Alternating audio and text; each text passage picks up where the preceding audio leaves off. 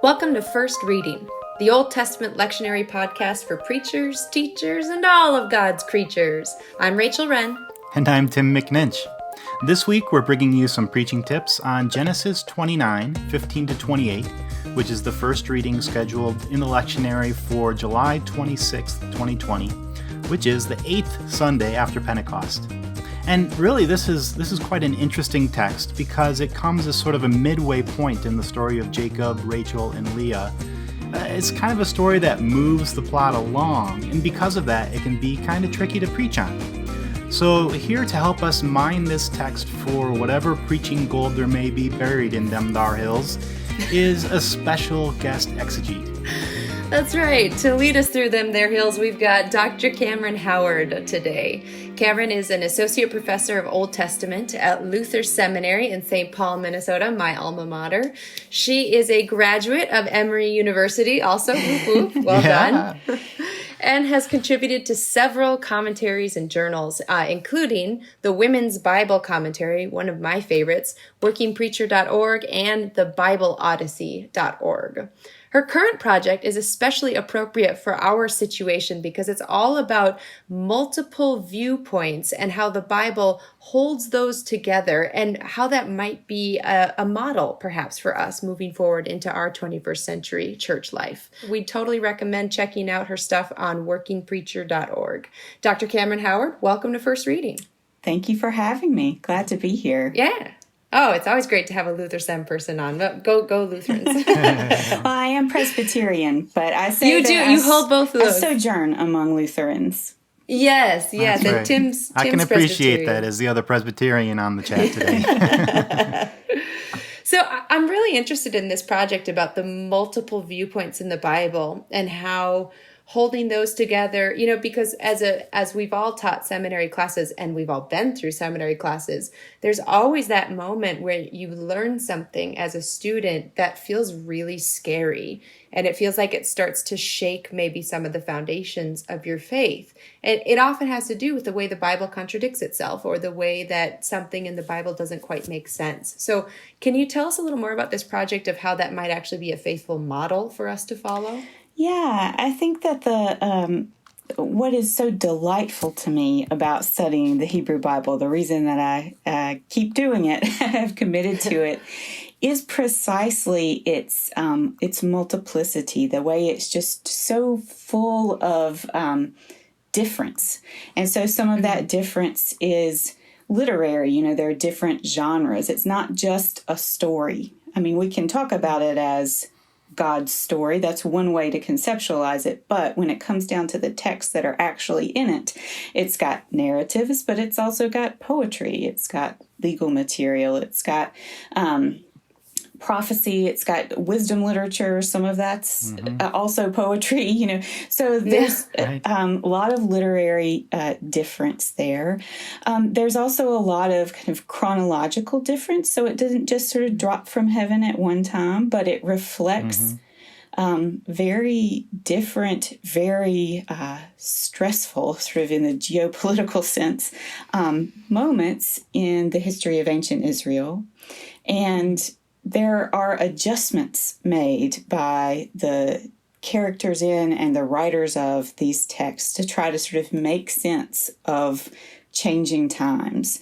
The sort of basic example would be, okay, if we understand God to be accessible in the temple in Jerusalem, and then there is no more temple, how do we have to sort of rethink where we find God, how we encounter God? I mean, there are a lot of examples of that sort of thing. And so the Bible's not just this kind of static text that says all the answers to our deep questions, but rather shows us that people of faith have been thinking dynamically about what it means to be in relationship with God since the beginning. And that's, to me, a very thrilling way of thinking about the Bible. Yeah, definitely. Well, we're really excited to chat with you walking through this text, our lectionary text this week. Would you be willing to read for us Genesis 29, 15 to 28? Sure, I'd be glad to. I'm going to read it out of the Common English Bible translation. Wonderful. Great. Laban said to Jacob, "You shouldn't have to work for free just because you are my relative. Tell me what you would like to be paid." Now Laban had 2 daughters. The older was named Leah and the younger Rachel. Leah had delicate eyes, but Rachel had a beautiful figure and was good-looking. Jacob loved Rachel and said, "I will work for you for 7 years for Rachel, your younger daughter." Laban said, "I'd rather give her to you than to another man. Stay with me." Jacob worked for Rachel 7 years, but it seemed like a few days because he loved her. Jacob said to Laban, "The time has come. Give me my wife so that I may sleep with her." So Laban invited all the people of that place and prepared a banquet. However, in the evening he took his daughter Leah and brought her to Jacob, and he slept with her. Laban had given his servant Zilpah to his daughter Leah as her servant. In the morning there she was, Leah. Jacob said to Laban, "What have you done to me? Didn't I work for you to have Rachel? Why did you betray me?" Laban said, "Where we live, we don't give the younger woman before the oldest. Complete the celebratory week with this woman. Then I will give you this other woman too for your work, if you work for me 7 more years. So that is what Jacob did. He completed the celebratory week with this woman, and then Laban gave him his daughter Rachel as his wife.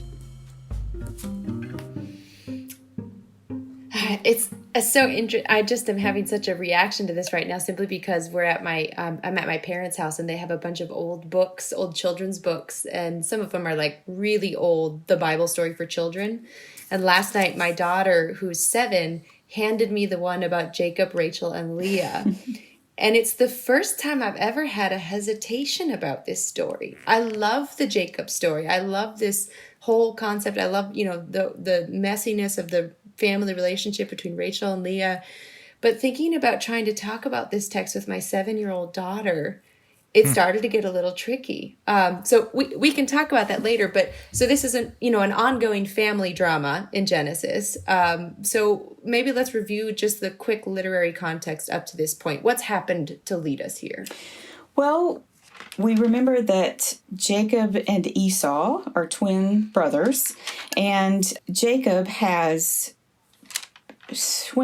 tricked his brother Esau. Well, first of all, sort of preyed on Esau's own personality to take his birthright, and then tricks his father Isaac into giving Jacob, the younger son, his blessing rather than Esau, the older son. And so that dynamic of who Jacob is as the younger son, who's willing to play tricks to get what he wants, I think is a really important part of the preceding text to carry into this one. And then, of course, he's gone now to find a wife. He's gone to Laban specifically to find a wife from within his family. Laban is his uncle. So now Jacob has gone to seek out Laban and to marry one of his daughters. And he finds them, and we meet them, and we get this sort of strange physical description of the 2 women. I wonder what you make of that. We're told something about Leah's eyes, and that Rachel has a good bod, and and that Jacob's into Rachel. So what do we make of all that? Yeah, I mean, first of all, and Rachel, getting to your point about how kind of more difficult this is to talk about with children and especially girls, right? That this whole story is about the dynamic between the men. At least that's what the narrative seems to be concerned about, and gives very little concern to the agent, or none at all, to the agency and feelings of the female characters in the story. Yeah. so we do sort of, what if we had a camera lens, right? I feel like we would just be like ogling the women of the story, to watch Jacob evaluate them physically, which is disturbing. I mean, it's uncomfortable. Yeah. It's problematic. But yeah, the contrast that then is drawn between them is really interesting. So Leah has soft eyes. I like the CEB says delicate. I feel like that leaves open both the possibility that they are beautiful in a soft way, or that they are weak, which is another way that sometimes this verse is translated, that Leah had poor eyesight. And I spent a lot of time sort of thinking about this. And as I often do, I come back to the kind of the ambiguity that we can't get rid of. And I think that is part of what enriches so many of these stories, just that it is a sort of unresolvable part. Exactly what did they mean? We can't quite access that. We can't access that original intent. And so we're left to sort of get to play in the ambiguity of it that's left. Yeah, which can be a really uncomfortable place it's kind of an uncomfortable place for me. I really like knowing what sort of ground I'm standing on. But at the same time, there's a lot you can harvest from these sort of ambiguous spaces where you're not sure exactly what's going on. So I think let's keep that in mind as we keep talking. I'm guessing ambiguity is going to be a bit of a hallmark for this story. And I think there is one thing that's pretty clear. I mean, it's pretty clear that Jacob prefers Rachel. Whether the text is sort of affirming Leah or trying to draw a significant contrast between the two, it's clear that Jacob is into Rachel and not into Leah. Yeah, and in fact, I mean, in verse 20, it's almost the more like waxing poetic that we've seen so far in the Pentateuch when it's talking about romantic love between two people. I mean, it says that, Isaac loved Rebekah and was comforted by her after his mother's death. But this is, I think, the next time that we hear about romantic love in the Bible. And this verse 20, it seemed but a day to him because he loved Rachel so much. Like, what do you make of what's going on there with this talk of love, and especially this exuberant discussion of love?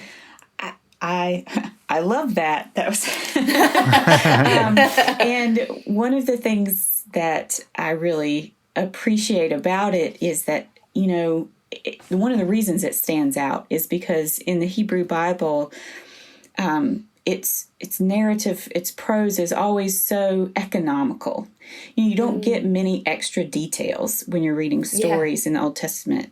Your listeners may have noticed that if they've been journeying through the narratives. You just get very matter-of-fact, kind of sparse presentations. You don't get that kind of scene painting. It was a dark and stormy night, and and so any little extra detail that you get outside of the plot and the dialogue is something to hold on to. And so our attention really does go to this wonderful flourish at verse 20 that characterizes Jacob's love for Rachel. And Jacob is maybe the most emotive of the patriarchs, would you say? Yeah. At least from the narrator's perspective. Abraham is just kind of get the job done. Isaac, you don't hear much about him. He doesn't get a lot of opportunity he's not a very round, full character. But Jacob, we get a real window into his sort of inner dialogue, or his inner experience. Exactly. And he has, as we say in my house with my kids, big feelings.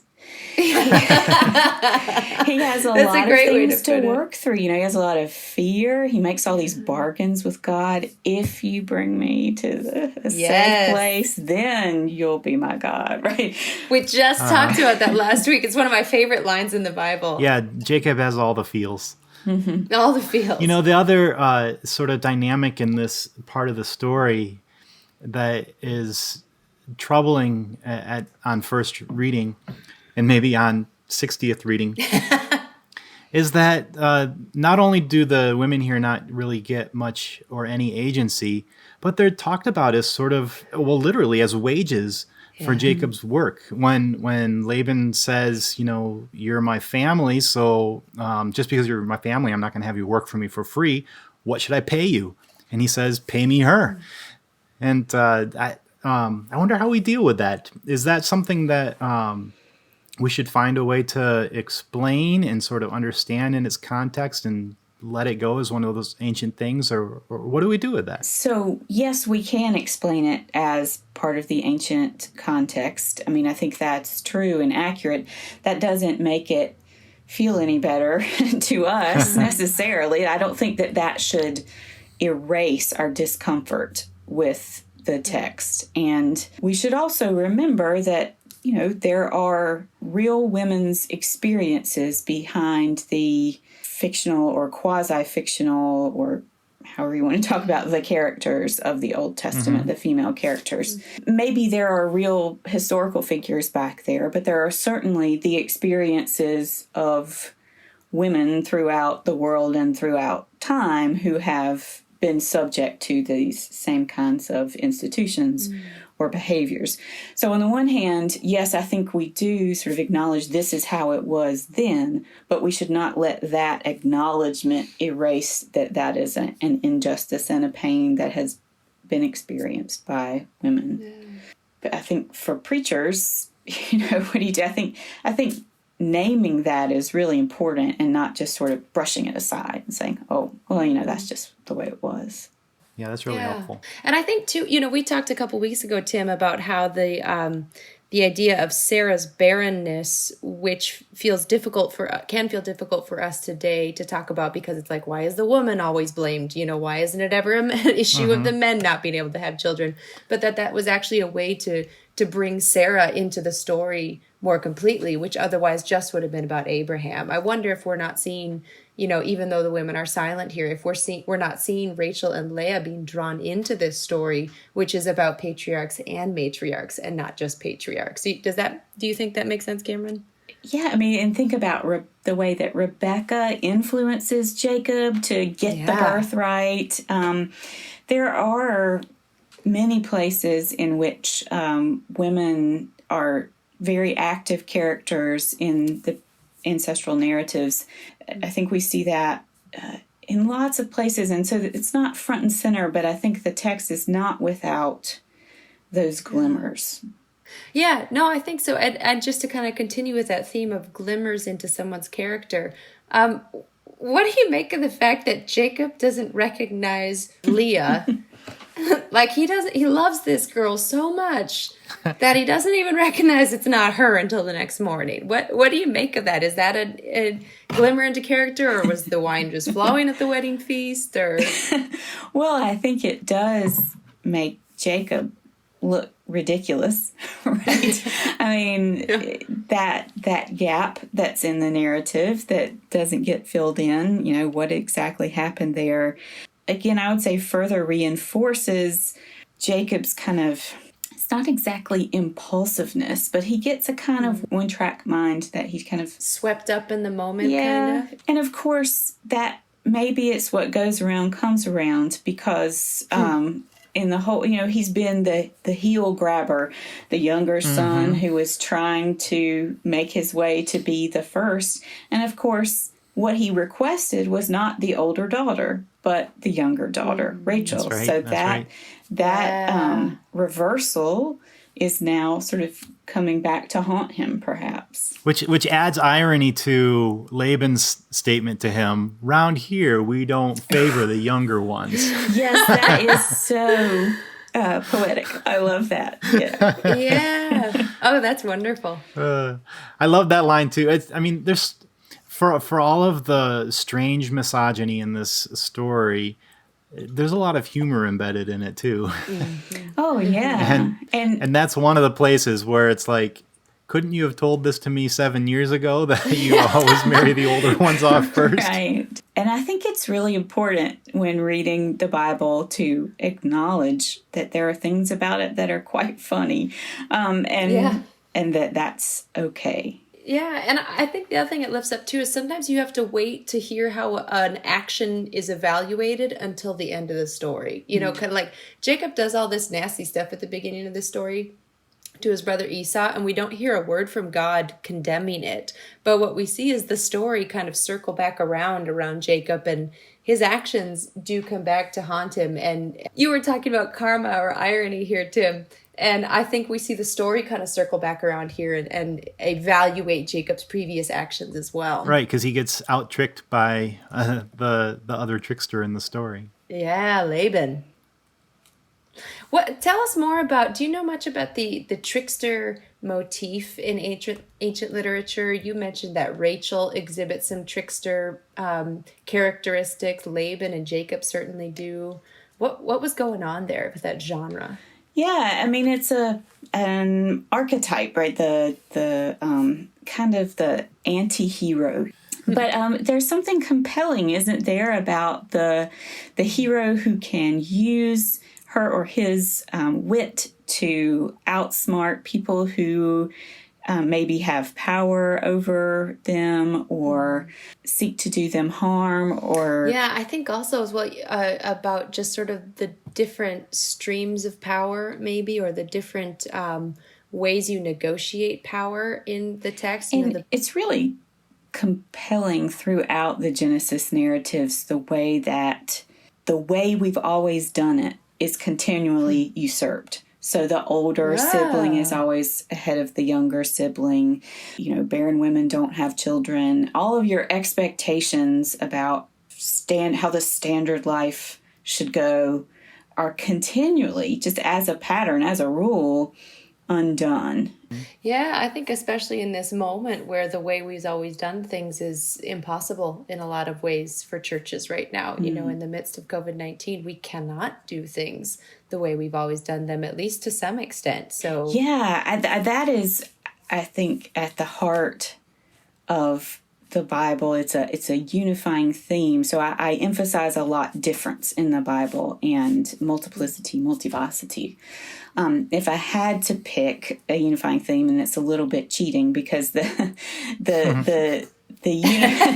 saying that the unity is, I mean, what I would call innovation. That is, there's a response to changing times and changing circumstances. That is a very faithful biblical thing to do, which is to take your current understanding of theology and worship and even sort of institutional structures and social systems and hold them up against what we believe it means to be in faithful, ongoing relationship with God, and think, how does that change? How does that look different in a new day? Because it looks different if we lay out the sort of historical timeline of the Bible. That understanding shifts according to the very complex and quickly changing world. And so I think we should lean into that dynamism that's already kind of baked into the Bible. I love it. I do too. Well, maybe we should turn towards preaching pitfalls and preaching angles. We've already covered quite a bit here in the story, and I wonder if we can pull some of those threads together into what we like to offer to our listeners, these sort of preaching pitfalls on the one hand, and ways that we might approach this, preaching angles on the other. For any of us, for either of you, what would you say would be the pitfalls that preachers should steer clear of when trying to handle this text in their sermon? I wouldn't want to say there is an heroic character in this story that we should all be like. You know, Nice. be like Jacob, or be like Rachel, be like Leah, be like Laban. I think it's not about that. It's not a sort of analog for human behavior today. I think it's much more complicated than that.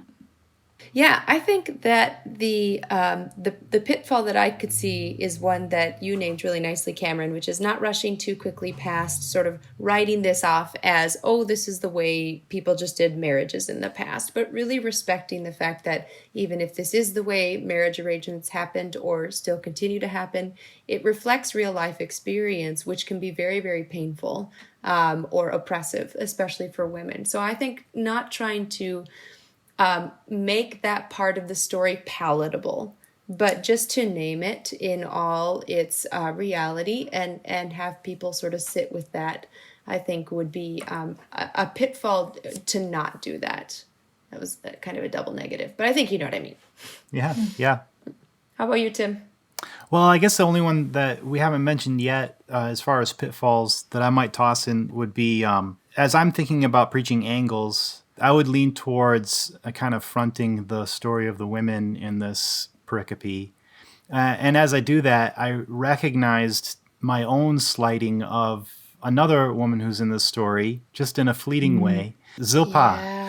The maidservant of Leah. Nice. And in the verse just following where the lectionary ends, we also meet Bilhah, who is another slave. Those two women also become a part of this bigger story, and yet their experience, much like Leah and Rachel's, is one of marginalization and of being subservient not only to the men in the story, but also to the women in the story.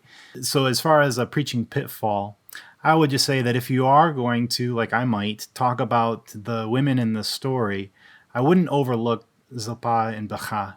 That they should at least get an honorable mention, an acknowledgement of their place in the story, both for its prominence as mothers of the nation, but also their experience as women slaves who had no control over their own destiny. Yep. That would be another one to not sort of brush over or say this is the way things were done, but to let the discomfort with that, especially in our current moment, to let that discomfort sit in all of us. So, well, do you want to say any more about that angle, Tim, of how you might lead with the women's perspective? Yeah, sure. I was just thinking if I were preaching this text, there is so much in this story and so many things you could draw from it, but I might kind of pull out the thread of the women in this story, the way that they are really without their consent drawn into this story, which is about dominating, conniving men. And another irony of the story is that they become really central players or heroines in the larger story of the nation as the ancestors of both of the Israelite kingdoms. Rachel is the mother of Ephraim, who is the namesake of the northern kingdom, and Leah is the mother of Judah. And so we have them in this prominent place. And part of the reason they're coming to mind, I've been spending a lot of time lately in the book of Ruth in preparation for doing some teaching on that. And in the end of the book of Ruth, in the blessing that the elders give to Boaz regarding Ruth, they say that may this woman that you're bringing into your home be like Rachel and Leah, who mothered the nation. And so in that sort of reflective mode from a much later story, we have this remembrance of Rachel and Leah, not as just powerless, marginalized people, but as really significant central players in the story of what became God's people. And so I would like to somehow bring them into the story that way. That's really nice. That's one of those glimmers, I think, that we were talking about earlier, places where there's more to it than the kind of flatness of the narrators of some of these stories. Yeah. Nice. Oh, I want to hear that. That sounds like a great sermon. Okay, Rachel, how would you preach this text? Well, I keep thinking about this idea that Cameron you were talking about innovating in the face of change, but I think you could also say really facing disappointment. I think if I were to do a sermon, I might do this story backwards and talk about the morning after the wedding feast and how that morning changed everybody's life for what seemed like the worst. Jacob wakes up and realizes that his beloved is not his wife. Leah wakes up and realizes that her husband does not want her. Rachel wakes up and who knows how she felt. We can assume from the story she loved Jacob and wanted him, if you want to, kind of throw that in there. And she wakes up and she is not his wife. And Zilpah wakes up and her station has changed as well. So everybody's life that morning after the wedding feast is filled with complete difference and perhaps a lot of disappointment.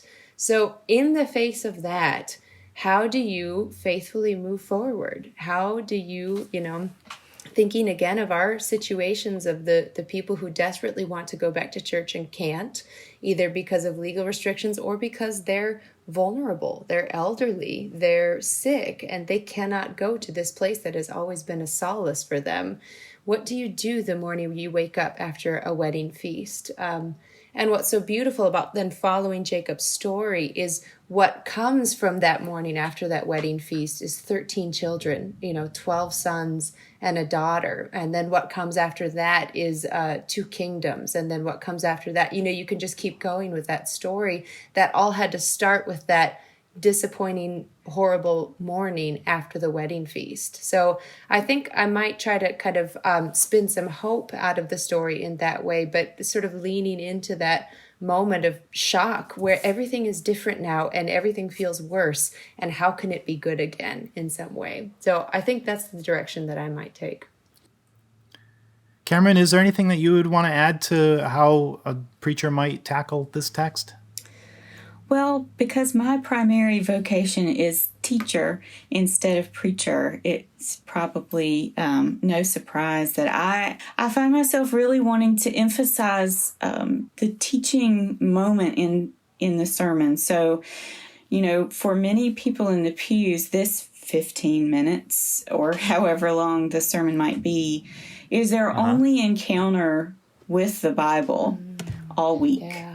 Both the sort of teaching and the proclamation of the gospel happens for most people in that sermon moment. And so I would say that there is something about simply learning the story that is itself gospel. That is, it connects us to ancestors in the faith. It reminds us of the ongoing eternal faithfulness of God. And so that simply to spend some time in the story and teach and remind the congregation that those stories are there, that they forge these connections for us through time, is in and of itself, I think, worthy of some sermon time.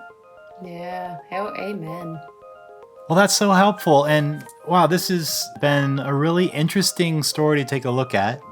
Thank you, Cameron, so much for being a part of our podcast. Thank you for asking me. It was so much fun. Oh, good.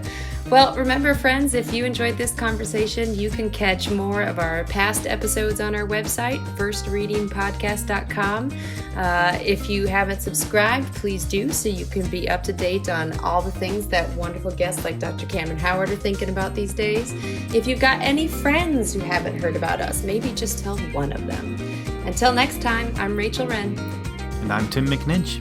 This week we used some music from Blue Dot Sessions, so thanks to them for that. And thanks to you for listening. Be safe, and we'll talk to you next week.